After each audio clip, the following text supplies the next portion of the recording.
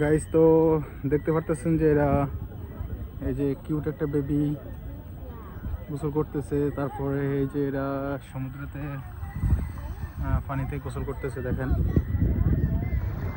এরা সমুদ্রের পানিতে গোসল করতেছে। আর এটা এই যে বালু নিয়ে দুষ্টামি করতেছে।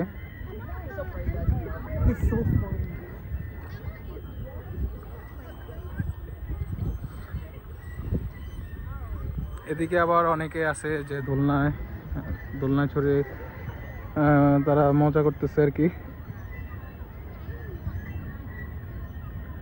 তো পাটা আসলে অনেক বড়, হাঁটতে হাঁটতে আমার পাও ব্যথা হয়ে গেছে। তো আমি একটু রেস্ট নিয়ে নিই, তারপরে আবার হয়তোবা ভিডিও করব বা করব না, যে কোনো একটাই। দেখা যাক কতটুকু কি করতে পারি।